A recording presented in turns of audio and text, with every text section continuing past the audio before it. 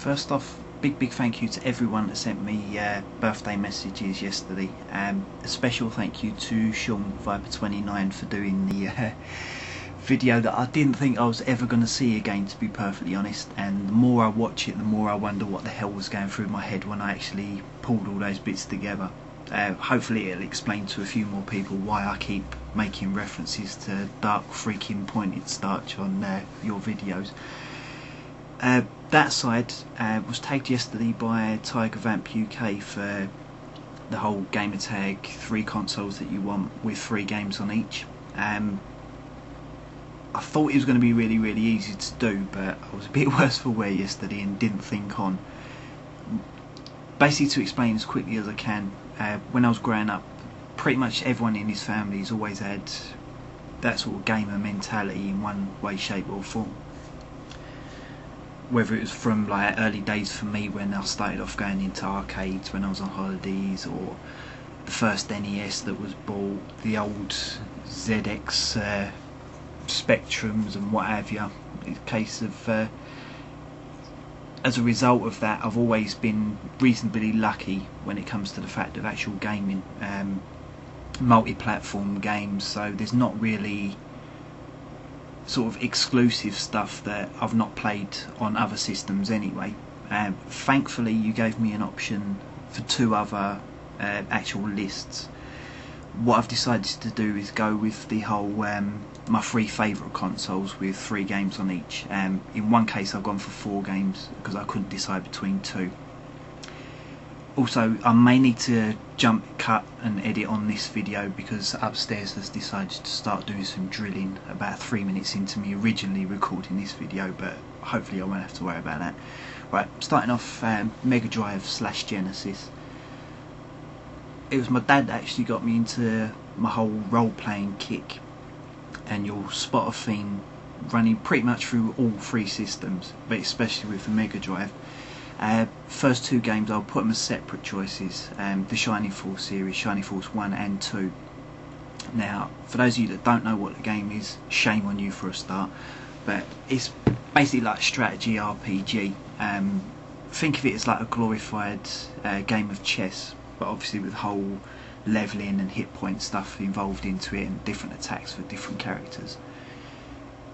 It really gripped me, to the point that I've got, I think it's 2 or 3 copies of the game now. Granted, they were picked up when the price of the game was really high on like eBay. You could sell it for stupid amounts of money.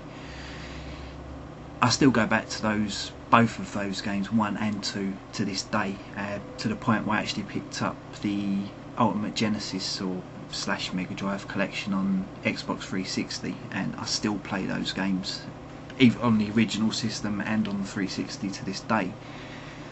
The other Mega Drive games, Landstalker, again another RPG. You should know what Landstalker is. If you don't, there's plenty of videos all over YouTube that will basically show you exactly what it is, and I don't obviously want to overrun on this video. Coming up more to date, onto PS2. This one I've actually gone for 4 selections. Again, you'll spot that theme running through it with the role-playing games. First off, and arguably my most favourite game of all time, Final Fantasy X. Doesn't need any type of explanation as to what that game is at all. The other role-playing game that I've gone for on a PS2, Suikoden 5. Now, I know James, JMNRBS, massive fan of this series. For those of you that don't know what it is, similar sort of lines to Shining Force, where you're collecting you're not just got that base set of characters, you've got a huge amount of characters to use. Some of them have got attacking attributes that you can actually take out into fights. Some of them have got sort of like support roles, or they basically just hang around your base and allow you to do different things. Like you've got like ironmongers that can sort of build your weapons and what have you.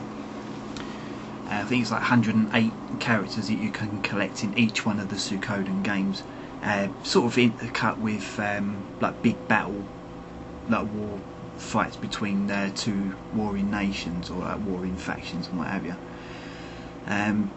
stepping away totally from RPGs, but sticking with that whole in-depth gameplay.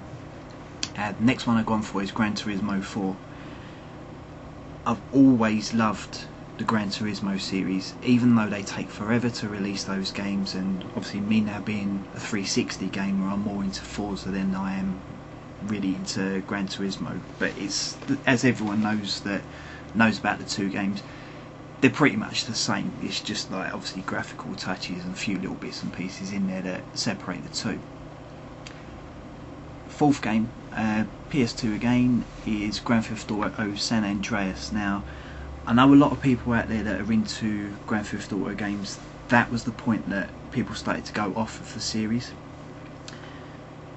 For me, I try and look a little bit deeper into it. Now, I know some people were put off by the whole gang sort of related storyline.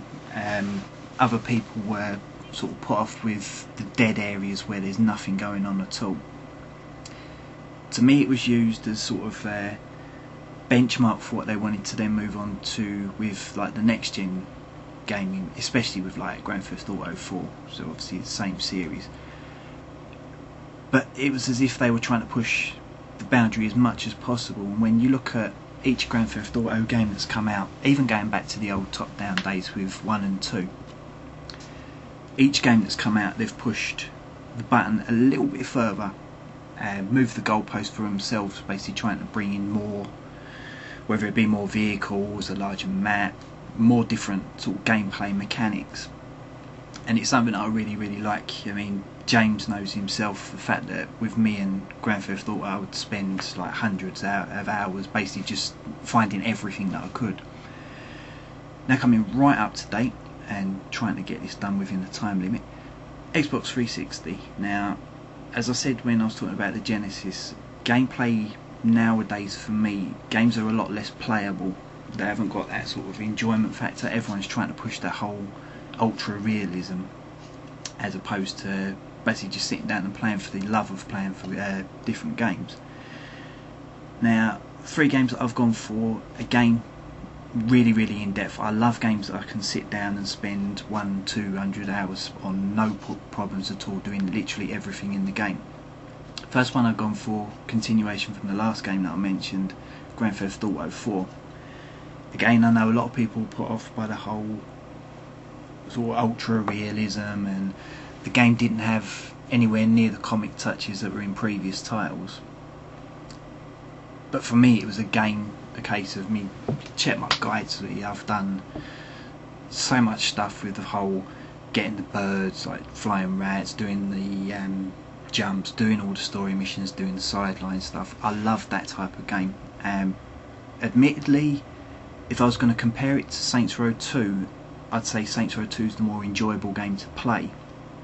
I've still got more time and more enjoyment out of Grand Theft Auto 4, simply for the fact of how big that game is, and obviously the fact of the downloadable content being 10 times better than anything that Saints Row 2 has come out as downloadable content.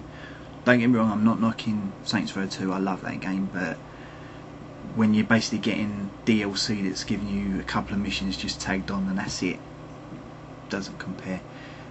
Moving on quickly because I'm running out of time rapidly, Fallout 3, another game, really, really deep. Love that whole sort of FPS slash RPG style.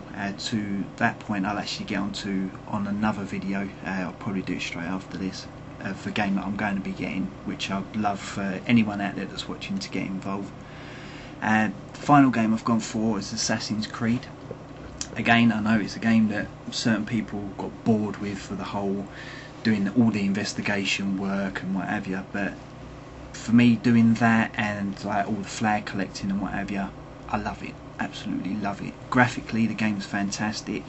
I love that whole sort of stealthy element, and not necessarily going in all guns blazing, but being able to pick and choose whether you want to do the whole stealthy route or basically just go in and whack the hell out of anything that moves.